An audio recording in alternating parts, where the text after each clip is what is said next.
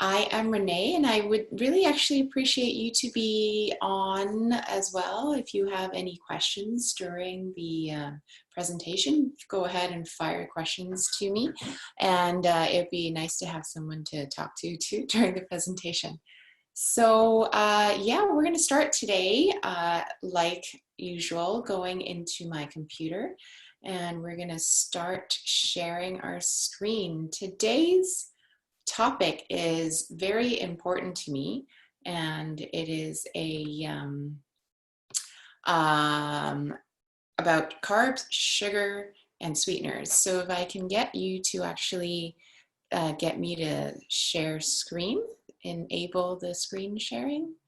If you can make me the live host, that would be great. We're working with the Disability Foundation, and we're on Connectra's Live. So there we go. Okay. And again, I am Renee, and I am a dietitian in Vancouver, BC, Canada. I'm also licensed and certified in the US as well. My company is called TrueNosh, and you can email me at info@truenosh.com if you have any questions after presentation. During the presentation, you can also write in the comments section. I'll try my best to answer while I do this webinar and also the cooking demo. All right. Let's go ahead and talk about why we are talking about sugars, carbs, and sweeteners today. Because it is the truth, we are, as a global population, really addicted to sugar. And that really depends on where you are looking at. So like growing up, you know, in the Western world, eating a lot of cereal, you know, kids' cereal are also known to have a lot of sugars in them and a lot of colors that, you know, attract you to buy these sugary breakfast items. But now we, as a population, know that sugar is not the best thing to have in our body, but we also need it. So I'm going to go ahead and tell you why later, why we need it. But again, sugar, overconsumption of sugar, because it's in literally everything, sauces, muffins, yogurt, you name it, can lead to obesity, diabetes, heart disease, kidney disease, and then metabolic disorders, as well as certain mental disorders. And that's why we're talking about it today. And my company is really founded based on disease prevention, especially diabetes. And my father did pass away from diabetes about 10 years ago. And that really left a mark on me in becoming a registered dietitian to help preventing diseases like heart disease, diabetes, and other diseases that relate to obesity and certain foods. And I want to tell you about carbs. So a lot of people know about carbs and they want to adapt a low carb diet. A lot of people are adapting a keto diet lately. It's a fad, and it's something to do with carbs, and you want to kind of eliminate it, right? But in reality, carbs is in everything. It is a sugar, but it's also in starches like your potatoes and rice. And it's also in fibers found in so many things like fruits, grains, vegetables, and even milk products.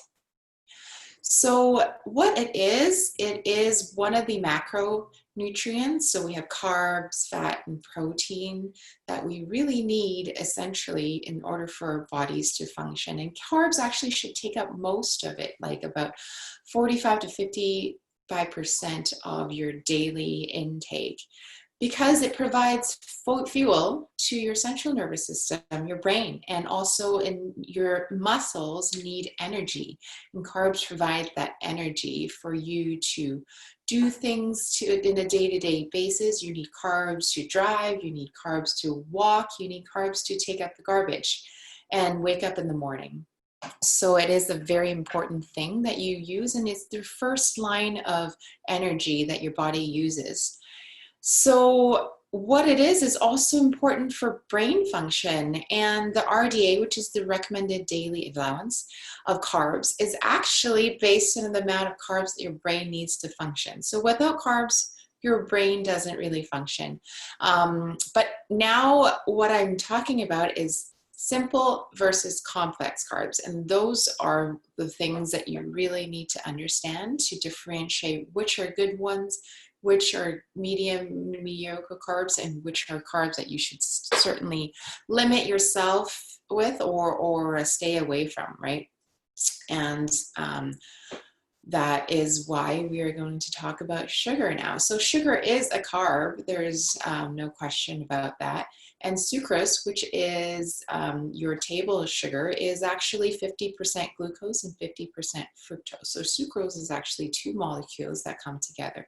But how is it, synthesized? So plants are the form of sugar that produces carbs because they are outside absorbing sunlight. Therefore, they have a process of photosynthesis that happens. And when you absorb sunlight and carbon dioxide from the air, it pulls, nutrients and water from the ground also into its roots.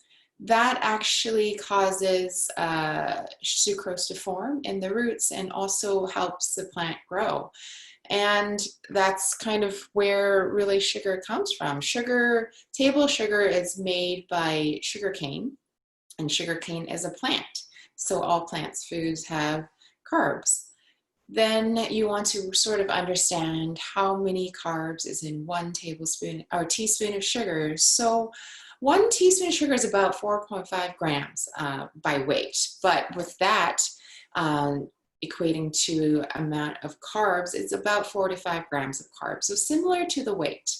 But then you also need to understand that there are calories involved in carbs, and usually 1 gram of carbs equates to about 4 calories. So now 1 teaspoon has about 16 to 20 calories, depending on, your teaspoon. If you have a heaping teaspoon, if you have a small teaspoon, or if you have a perfect sized teaspoon, and everyone's, scoop is a little bit different. So this is sort of a ballpark that you should keep in mind when you're adding sugar to your baking, sugar to your yogurt, sugar to your oatmeal, or sugar to your coffee. That's something that you can use to equate to how many grams of carbs that you're eating or drinking. And a lot of people are wondering what glycemic index is, and that really relates to carbs. And it is in a lot of different companies' marketing scheme. This has a low glycemic index, it has a high glycemic index, and you want to understand what that number really relates to, okay? And it is a measurement, and it is a measure of how quickly something that has carbohydrate results in your blood sugar increase after eating it. So as a point of reference, glucose, which is 100% sugar, is 100 in terms of glycemic index. And then you want to go and look at things that you eat on a regular basis. So as an Asian, I eat a lot of rice, but white rice and brown rice are also very different. So white rice has 60, table sugar, which is 63, so it's a little bit higher than white rice, but then also some dried fruits like dates. So there's no really differentiation between what types of dates. I don't know if you guys have seen some of my previous sessions. I use some dates in some of my cooking. And I talked about medjool dates versus a Dietitian date. And you want to understand that the smaller the date, the more surface area that has the skin on top of it. And that skin has fiber and protein that can help you absorb sugar a little slower. So as I said in a previous session, fiber is your best friend, and you want to make sure that you're looking at the fiber content when you're buying a packaged food, and you want to see per serving, you need to have at least 2 to 3 grams or even more per serving size, and that should be kind of your goal when you're buying a packaged item on the shelf. The higher fiber, the better it is compared to a lower fiber, similar packaging. You want to really go with the higher fiber content, and that will actually bring down your glycemic index as well. Some foods, such as juices, soft drinks, and even cereals, have fructose as sweeteners. So you'll see in the ingredient list that maybe fructose or high fructose corn syrup is used. It is ultimately a sugar and it is a sweetener, but there is an interesting, deceptively low glycemic index in those types of foods compared to things that have more glucose. As I said before, glycemic index uses glucose as a measurement, and fructose is really not used as a unit of measure. So therefore, it actually doesn't raise blood sugar as quickly, so therefore resulting in a lower glycemic index. But that doesn't mean that it is better for you than something that has higher glucose content. But with that said, it actually also helps increase your likelihood of developing fatty liver, which is really bad, and it hinders, all your metabolism and other functions that your body uses the liver for, right? So toxins may increase in your blood, and you can't metabolize certain things as quickly because you have developed a fatty liver. And then it can also increase insulin resistance. So therefore, with that, your risk of weight gain and future health problems can increase. So you want to be mindful of your ingredients when you're looking at the nutrition table and the back of the product. Try to avoid things that have fructose in it, just fructose, right?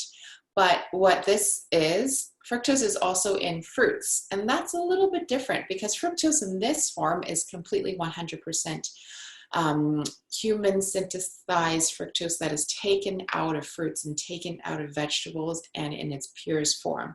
But when you look at a fruit like this is a banana. I'm sure everybody knows and I'm familiar with this. There is fructose in fruits, but there's also a lot of different nutrition and nutrients in the fruits, like fiber. There's vitamin A, vitamin D, vitamin C. A lot of different things happen in a whole fruit or vegetable item that you don't find in a packaged food item that uses 100% fructose or glucose syrup, right? This slide is actually something that I want to help people understand. One banana is one banana, just like 1 ton of feathers is the same as 1 ton of bricks, right? They're both 1 ton. So one banana would have the same amount as, one ripe banana would have the same amount of calories as one not so ripe banana, and also the same amount of carbohydrates. But what you need to know is the amount of carbs that has been broken down in this piece of fruit, okay? So if you think about it, when you cut a fruit from its tree or from its plant, it starts deteriorating and it starts breaking down the amount of fiber in there, and also the carbs gets turned from being a more complex carbohydrate to now a more simple and carbohydrate. And therefore, the more simple the carbohydrate, the easier you can digest it in your gut, and the easier that it can travel to your bloodstream, right? So as somebody who's trying to prevent diabetes, you want to pick something that's less ripe because there's less amount of simple carbs in there. Therefore, it can turn into blood sugar a little bit slower because you need to have more time to digest it, okay? Some sweeteners that are often seen in packages are all listed here. There is a measurement that you see in all the different types of sweeteners and sugars that I have listed here. And it is on a scale of 0 to 100, 100 meaning not too good for your blood sugars, and then 0 meaning it won't increase your blood sugar as quickly. And a lot of new items also you see in these packaged sweetener forms and also in liquid forms. And you want to be able to understand what you're putting in your body versus, you know, how long it takes for you to metabolize it. Okay, so this is a slide that I want to have you compare and contrast the types of different sugars that are in your foods, as well as, you know, what you use to sweeten things per se, like sweeten your coffee or your sugar, your oatmeal, or even using in cooking, like making muffins or pancakes, right? And not these are sweeteners are necessarily good for you or bad for you, but I just want you to know that you know, they're a measurement of how fast you absorb into your bloodstream. Okay, so some cons for sweeteners.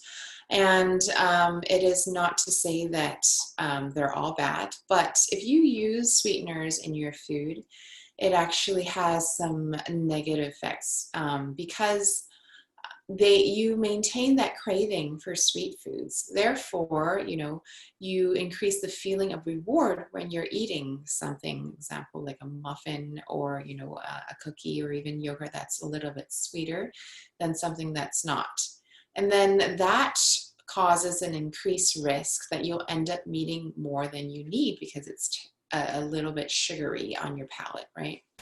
And therefore, with that said, all of that leads down to slowering your rate of weight loss. So you don't lose weight as easily because you tend to eat more of something, even though it doesn't have that much sugar in it. And it might even cause weight gain. So the cravings of sugary foods tend to increase over time when you cut out sugar or sweet items in your meals or snacks, and it makes it actually easier for you to avoid it. So training your palate to like things that are less sweet and less potent will actually help you crave them less over time. Okay.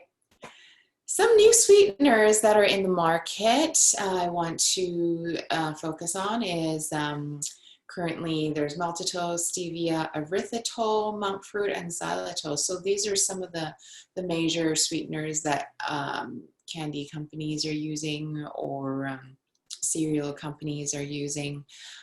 There's a little bit of a little typo there, but I will change it. So maltitol and erythritol and xylitol, anything with the OL in the back, is a type of alcohol, actually. So these are called sugar alcohols, and they resemble sugar, and they are known to be absorbed in the small intestine. And some sweeteners like maltitol is probably not a good choice for people on low carb diets or people trying to prevent diabetes because it raises a little bit of blood sugar and insulin levels. So that's something that someone who's trying to prevent diabetes should not lean towards if they're shopping for a packaged food item. But some things like stevia, erythritol, monk fruit, and xylitol, you'll find it in a lot of packaged foods. And they are all derived from plant materials. So stevia is from a leaf. And one con is that it has more like a metallic-y licorice aftertaste, and it's not really something that people like in their foods. But it is actually 200 to 350 times sweeter than table sugar, so you don't need to use that much. Erythritol is in some toothpaste and gums, and actually has been known to actually decrease your plaque and can prevent some cavities. And it is something that is only partially digested, so therefore it doesn't get absorbed in the body. And it is only about 70% as sweet as table sugar. So some sweeteners with erythritol, you might need to use a little bit more than a recipe calls for when it asks for sugar.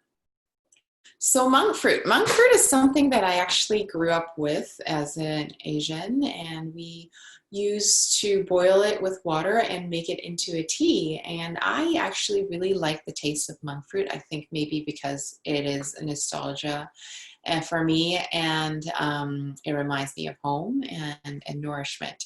But there is both fructose and sucrose in it because it is actually a fruit, right? But there are non-caloric compounds in there called macrosides, and they are actually really sweet. And this monk fruit extract is about 150 to 200 times sweeter than table sugar. So like stevia, it has a little bit of a metallic taste, but a little bit more soothing because it's more herbal. And you can also use less of it. And then the fourth one is xylitol. So it is, again, a sugar alcohol, but it is found in fruits and vegetables in small amounts. And it's usually produced by corn or birch trees in the commercial form, and it has quite a low glycemic index of 13, and only 50% is absorbed. So what happens is if you eat too much xylitol, it might get trapped in your digestive tract and causes bacteria to ferment. So it might cause some digestive issues like bloating and gas. So some people who have experienced that by eating things that have xylitol might want to choose something else. But it is more like one-to-one to the sweetness of table sugar. So xylitol is in a lot of different sweet types of baking ingredients because it is one-to-one and it's easy for people to substitute sugar with. Okay, so here we are, a little bit of a warning. So some zero calorie sweeteners are actually almost 100% carbs, right? So some packets of stevia or some of these branded items has 0 calories, but according to the Food and Drug Association, that allowance, if there's less than 1 gram of carbs or fat 4 calories per serving, you can actually label something as 0 calories. So if you add them up, it doesn't actually equal to 0. So that's a little bit deceiving, but that is marketing for a lot of these companies. So you should be really careful of which type of sweeteners that you buy, okay? And so for diet drinks, so the diet drinks are famous for their aspartame content, and that's especially a man-made sweetener. And regular consumptions, like I said before, actually stimulate your craving for sweet foods. And then your palate, cannot start training your desire of sweet foods. So therefore, it actually kind of has a counter effect on your strive to become a little bit healthier. Okay, so I would try to avoid something that says diet because it does have that sweet taste to it. So it doesn't actually really help you on the long run. And I urge you to choose your health. This is a slide that I usually put on to my sessions because you really want to focus on what you want to do in the long-term care of yourself, right? So try to lower your stress levels. Some things that you can do is meditate, go get a massage, lower your caffeine intake, especially when you are about to go to bed. Laugh a little more, right? So call up your friends or hang out with your family. That can help you relieve stress. And then exercise. So whatever you choose, either yoga, go for a walk, do some stretching, lift some weights. Everything that you do that is a physical activity can be considered as an exercise. Getting enough sleep. So really shut your eyes for about 7 to 8 hours. Slow eating your food. So I can't urge people to do that more. As we said in the mindful eating session, it takes about 20 minutes for your brain to know that you've eaten something, and chewing slowly promotes digestion and absorption of nutrients. Staying hydrated, so try to choose something that is not sweet. So water is the best choice, but if you have to choose, you can do some tea or you can use some sparkling water. And in the summer, you know, adding some ice to it or some fruits like we're going to do later on in our kitchen will really help that thirst quenching effect, right? And then staying hydrated can also benefit your lining of your intestines. So feeding, you know, your good bacteria with hydration is really good for your gut health. And then mindful eating. We had a whole session about mindful eating, and you want to really decipher between emotional eating versus actually being hungry. You want to ask your question to yourself whenever you know, go to your fridge and look for something to eat. Are you actually hungry, or are you actually just, you know, thirsty, or you're actually just bored and want something to do? And if you are the latter, you really want to rethink if you really want to go for that food, or really want to just go take a breather and go outside for 2 to 3 minutes and just take a breath of fresh air, or go for a walk around the block, you know. And then read your labels. So last week we talked about nutritional labels and ingredients. That is something that I really expect everyone to watch over and over again. And reading your labels can let you know what exactly you're eating. Read the ingredients because, you know, you want to know what goes into your food. And then cooking more at home with wholesome foods. Like go to the grocery store, buy produce, you know, that you've never heard of or seen before, and then go back and Google a recipe that uses that type of fruits or vegetables and make something new with it, right? Don't be afraid. They're in the grocery store for a reason. People buy it because you can use it in food. All right, so what are the outcomes of, you know, adapting to a healthier lifestyle and choosing your health? Well, you become more aware of your body and your cravings, and you have more self-control, and you have more positive emotions because you are choosing good things that you're putting in your body. So deal with impulses more effectively, take charge of your responses instead of your instinct. And lastly, maintaining health is more than just, you know, taking a pill of vitamins and minerals. It's more than just one food item or one food group. I know we talked about carbs today. I don't want you to focus on carbs, but it is important to know what it is and why we're talking about it.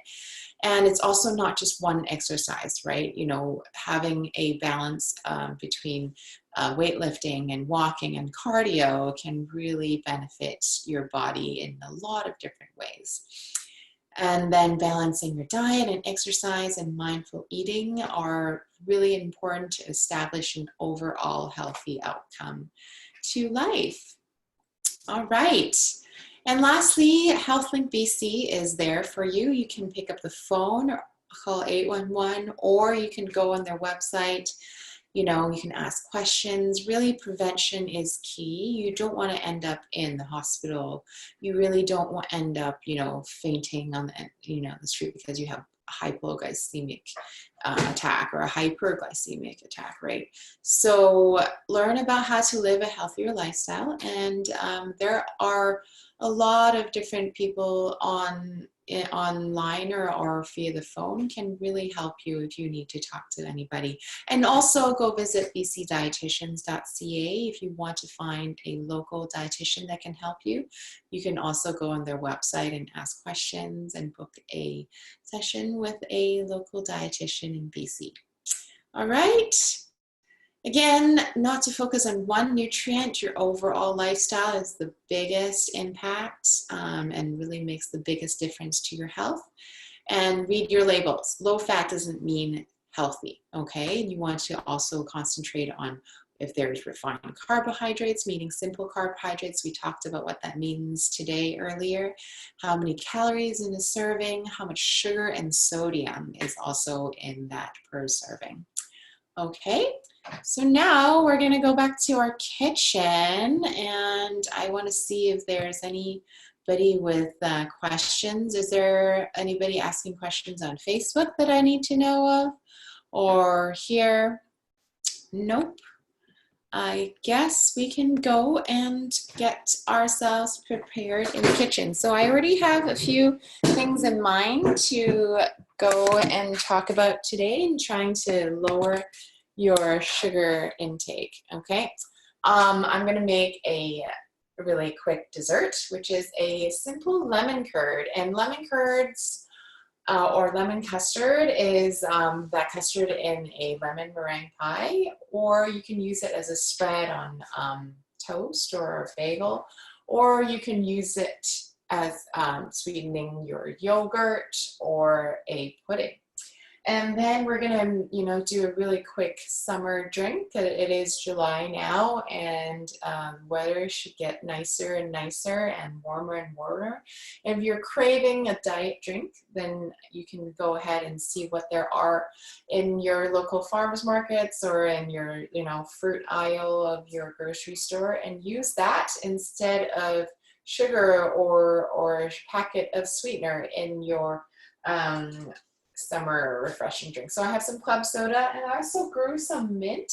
Mint is so easy to grow and really costs nothing. It needs a little bit of sunlight and a little bit of water, and you don't even need to water it daily or even weekly. Just, make sure that the soil is wet or moist, not too wet, and that's all. And you can have mint throughout the whole year. This is some chocolate mint that I have on my windowsill, and it is the plant that keeps giving.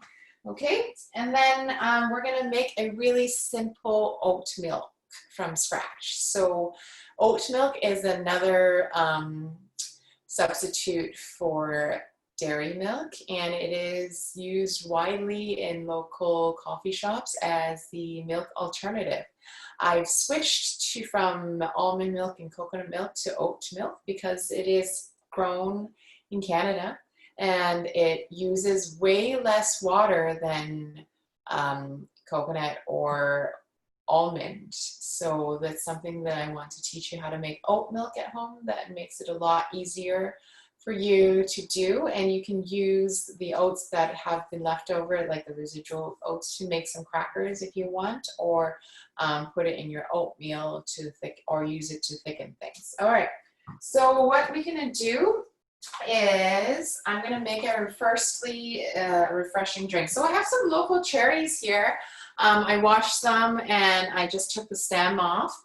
I didn't even pit them. So what you want to do is get some ice here, and I'm just going to put it in a jar, and then get some club soda or sparkling water. Don't buy tonic water because tonic water also has a lot of sugar inside. So club soda would be my go-to if I want something fizzy. You can also buy yourself a soda stream too, right? So that would make sure that you have a lot of that around your house, so you don't have to worry about buying soda water. Okay, so what you want to do is using a spoon and mush some of the cherries inside, and the water is already turned really nice dark pink, right? So, or purple even. Okay, so I have about 6 cherries in here, and you can muddle it with your spoon. And then I have some mint that I'm going to pluck off the stem, and the stem you can use as a garnish too. So this is a really beautiful drink that you can make to reward yourself after a long day at work. And I'm gonna put this on the side as a garnish. How beautiful is that? And then the rest of the mint you can chop and put it inside the drink. So this becomes a really nice, refreshing summer drink that you can enjoy with a loved one on your porch, or take it on your picnic, and bring it to a barbecue, right? So there you go. And then you can, if you like some citrus, you can always squeeze a little bit of lemon, but cherries are right now in season. And what I urge people to do with seasonal fruits is freeze them. And then you can enjoy it throughout the winter and the springtime, okay? So freezing them actually locks the nutrition inside the fruits and vegetables, and you can basically have it year round. And then the next summer you can freeze more. That's really good. Okay, so after that, make sure you close your sparkling water and no air gets escapes. Okay. All right, so now we're gonna do a really quick oat milk. So I have some rolled oats here. You can toast them if you want on a pan. So if you toast them, it becomes nice golden brown. It has a toasty flavor to it. You don't even have to toast them if you want, but toasting them gives it a malty aroma also, and it actually gives it a nice color. Your oat milk does become a little bit more brown if you toast them. What you want to do is put it in a blender. So I have a handheld blender in here. So this is about half a cup of oats. And what I want to do is, for each half cup is about half a liter of water. So you can soak it overnight if you want to. But if you just make it now, you can put a little bit less water initially and then just add more water. So the intention is to break down the oats.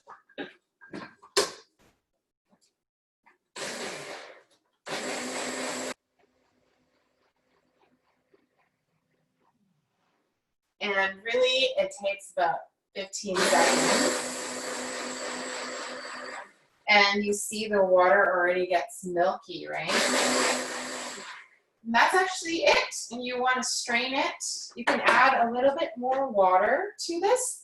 And this oat milk is actually a little bit sweeter than regular milk. So as I said, you want to train your palate to crave less sweet things, right? So oat milk is a good alternative to your coffee milk or cream, because it actually is a little bit more sweeter than regular milk.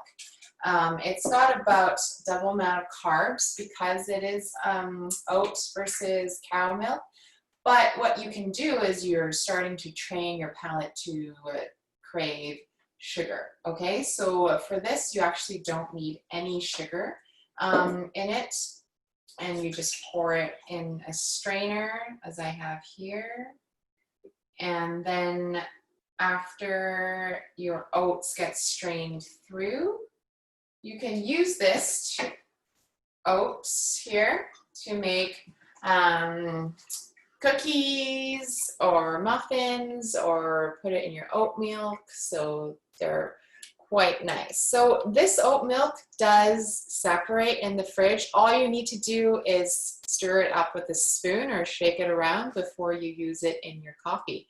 You can also make a nice foam with this oat milk.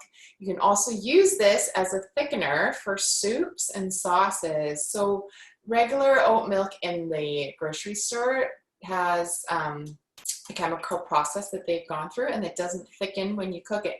But oat milk at home, it does thicken. So you can use this as a thickener instead of flour or cornstarch. You can use oat milk, and it can provide you with a really nice hearty soup or a nice thickener for any of the sauces that you make. Okay, so that's a really quick way to make oat milk. And then now we're going to go into making a dessert. So I'm going to mix everything together. What I have here is a double boiler. So I have a mixing bowl, and on the bottom I have some water. And this is how chefs make like hollandaise sauce or custards, right? I'll bring you closer to my bowl, but before that, I want to show you how I sweeten my lemon custard. Okay, so I rinsed out my blender that I previously used for my oat milk. And then I have this really nice ambrosia apple that I got at the Kwantlen Farmers Market last week. And there's a beautiful man selling beautiful apples there. So I will be at the Kwantlen Farmers Market on Tuesday, which is in Richmond at the Richmond City Hall, like across the street from the Richmond City Hall. All right, so I'm gonna cut one whole apple and put it in my blender. And the good thing is we're using lemons, right? So with lemons, so I'm just gonna move this so everybody can see. With lemons, it actually prevents the apple from getting brown, right? So it helps the apple become, keeps it color, right? So it doesn't oxidize so quickly. I'm cutting the apples into smaller chunks because I want to be nice to my blender so it blends up quicker. So this lemon custard is quite thick and you only need to use 2 whole eggs with it, okay? A lot of lemon custards calls for just egg yolks, but I use the whole eggs because I want the protein that's in there. And because we're using the whole egg, we want a little bit of color, right? So my go-to for yellow color is turmeric. We're gonna add a little bit of turmeric to the custard to make it yellow. And what that also does is actually adds an extra anti-inflammatory agent to our custard, which is great. And custards are also often high in saturated fats because it is all butter. And what we're going to use today is just an olive oil and some nutritional yeast. So I always have a really nice amount of nutritional yeast around because if I don't have butter, which I usually don't, not that butter is bad, but I don't really use butter in anything. So I will add some nutritional yeast to make up for the butter, and it actually adds an additional layer of cheesiness and creaminess to my food. So I have some nutritional yeast here. And then what I want to do also to help thicken my custard further is some psyllium husk powder, which is fiber, right? So you can, if you don't find psyllium husk, you can just put in a small scoop of fiber in there, and that will help you absorb sugar a lot slower and help you digest it slower. And this is actually a good soluble fiber. So any chance I have, I always add some fiber to my food. Okay. So the apples are blended with a ½ cup of lemon juice. I'm going to get some lemon juice. I forgot that.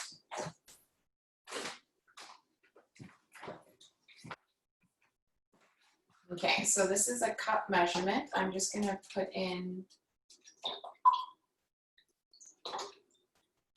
½ cup of lemon juice and then a little bit of water also.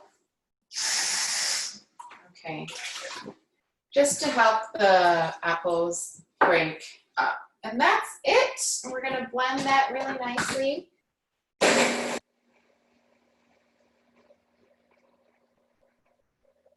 You notice that I didn't peel the apples because this is an organic apple and I washed it well, and the peel has a lot of fiber and antioxidants in them, and you don't want to lose all that nutrition.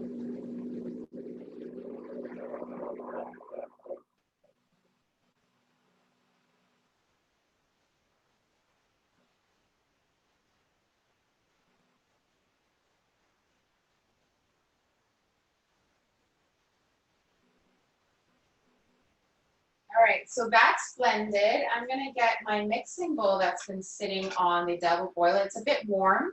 The eggs should be at room temperature. The better it is that it will create a nice custard. The colder the eggs, it actually doesn't really like to be cold when you're making a custard, just like when you're making a meringue. You want your eggs to not be so cold. Okay, so now you want a little bit of lemon juice because acid actually stabilizes the proteins in the egg. So I would only add about 1 teaspoon of lemon juice to my eggs for now, and I'm going to whisk it really nicely. So I'm going to turn up my boiling water in mine. And now we're going to whisk it. Okay, so now it's all whisked with the lemon juice. And then I'm going to add in 2 tablespoons of nutritional yeast. Nutritional yeast also has a good source of vitamin B12. So those of you who are vegetarian or vegan can really benefit from eating some nutritional yeast. And what I'm adding now is about a teaspoon of fiber. Okay, so I'm going to whisk that all together. I'm just getting all the nutritional yeast and the fiber incorporated into my eggs.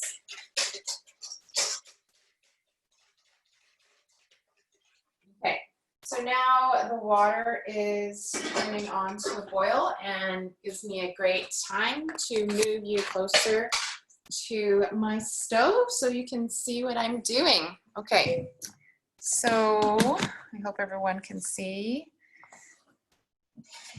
Okay, so what I have here, I'm going to continue whisking it, and I'm waiting for this the water to boil.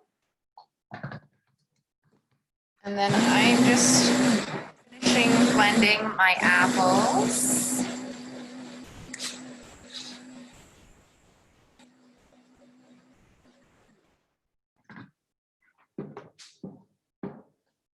And then I also have some olive oil on hand with the cap off, and I'm going to drizzle the olive oil into the custard. So the water is semi-boiled, and what I'm doing here is continue to whisk it until there's some bubbles forming in the eggs. You don't want to make scrambled eggs, so that's why you want to continually whisk it. And you'll feel that it will get thickened as the heat hits the bottom of the pan. And as that feels like it's getting thicker, you can add your blended apples with your lemon juice all in. And this custard you can actually keep in a jar for about a month because of so much lemon juice. It actually acts as a stabilizer. So make sure you pour it out or put it in a really nice airtight container in the fridge. And this recipe, you actually don't need to add too much oil because of the apples already actually thicken the eggs quite a lot. So the more you whisk it, the more bubbly it's going to get, and you feel that it's going to thicken every time you whisk it more. And once it becomes a nice custard, you just add about 3 tablespoons of olive oil just to seal it and give it a good nice gloss. And there you have your lemon custard. Okay.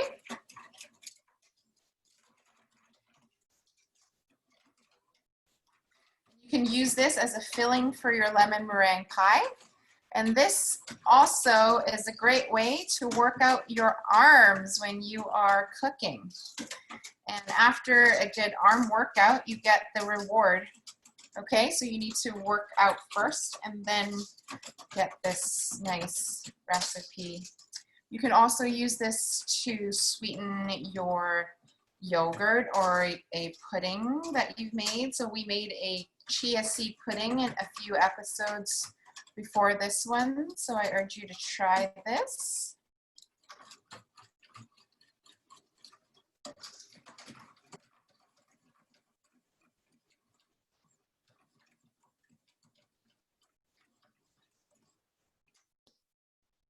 Okay, bottom is quite hot.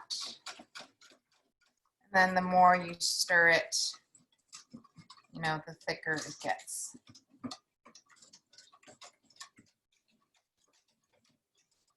I'm actually going to turn on the big guy so it actually gets a little bit more heat on it.